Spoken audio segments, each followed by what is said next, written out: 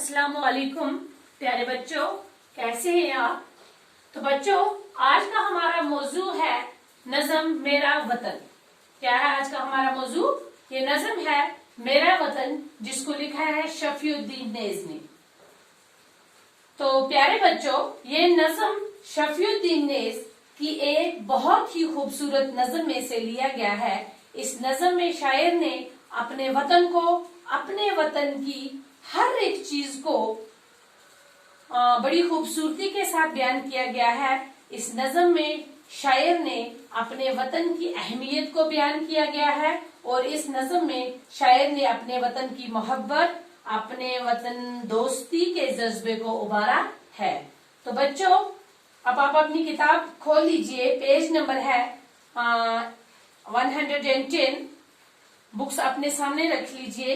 मैं ये पहले 4 बंद पढ़ूंगी, तो उसके बाद मैं आपको इसका मतलब भी बताऊंगी। ठीक है। मुश्किल अल्फाज जो है, अल्फाज माने वो मैंने यहाँ पे व्हाइट बोर्ड पे लिखे हुए हैं, ये आप अपनी कॉपीज पर नोट कर लीजिए। ठीक है बच्चों। तो बच्चों, नज़म के क्या नाम है जो आज हम पढ़ने जा रहे हैं? मेरा वतन। ये मेरा वतन है, ये मेरा वतन। वो चिड़िया, वो तोता, वो मीना, वो मोर, वो कोयल, वो बुलबुल, वो कमरी चकोर, वो झीलों की लहरें, वो दरिया का जोर, वो झरनों का गिरना, वो पानी का शोर, वो सरसब्ज इसके पहाड़ों और बन, ये मेरा वतन है, ये मेरा वतन। शायर क्या कहता है कि मेरे वतन में वो चिड़िया, तोता, मीना, मोर, वो कोयल, वो बुलबुल, कमरी, यहाँ पे 2 वर्ड हमें नए आए हैं, न्यू वर्ड्स। 2 नए लफ्ज है हमारे पास, नए अल्फाज है, कमरी और चकोर। कमरी बोलते हैं बच्चों फाख्ता की किस्म का परिंदा, उसकी आवाज नहायत ही गूंजदार होती है। चकोर बोलते हैं तीतर के किस्म का परिंदा, उसे चांद का आशिक भी कहते हैं।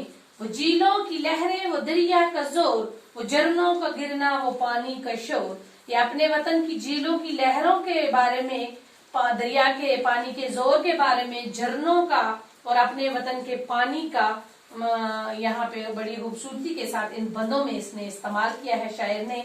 वो सरसब्ज उसके पहाड़ और बन, सरसब्ज बोलते हैं हरे भरे, और बन बोलते हैं बच्चों जंगल को। ये बोलता है कि मेरे मुल्क के, जो मेरे वतन के पहाड़ हैं, वो भी सरसब्ज हैं और जंगल भी। ये मेरा वतन है, ये मेरा वतन। अब दूसरे 4 बन। वो गल्ले, वो मेवे, वो तरकारियां, वो खुश रंग फूलों की गुलकारियां, वो सरसब्ज बागों की फलवारियां, वो सहराब और खुशनुमा क्यारियां, जमीने वो जरहैज दिलकश चमन, ये मेरा वतन है, ये मेरा वतन। यहाँ पे इसने गले, वो मेवे, वो तरकारियां। गले बोलते हैं बच्चों अनाज को, मेवे आपको पता है फल फूलों को बोलते हैं, तरकारियां बोलते हैं सब्जियों को। किसको बोलते हैं? सब्जियां। वो खुश रंग फूलों की गुलकारियां, गुलकारियां बोलते हैं नकाशी करना, फूलों से तराशना, गुल व बूटे बनाना। वो सरसब्ज बागों की फुलवारियां, बोलता है कि मेरे बाग जो हैं वो बिल्कुल हरे भरे हैं फूलों से। वो सहराब और खुशनुमा क्यारियां, और जो क्यारियां हैं मेरे यहाँ बागों की, वो पानी से भरी हुई हैं, हरी भरी हैं, तरोताजा हैं। जमीने वो जरहैज दिलकश चमन, बोलता है मेरे वतन की जो जमीन है वो बिल्कुल जरहैज है। जरहैज बोलते हैं जिस जमीन में पैदावार ज्यादा होती हो। ये बोलता है कि मेरे वतन की जो जमीन है वो भी जरहैज है। दिलकश चमन, चमन बोलते हैं बाग को, दिलकश हो गया दिल को लुभाने वाला, कि मेरे चमन के जो बाग हैं, वतन के जो बाग हैं, वो बड़े ही खूबसूरत हैं और दिलकश भी हैं। ये मेरा वतन है, ये मेरा वतन। अब आखिर पर 4 बंद लास्ट वाले जो हैं वो मैं पढ़ूंगी।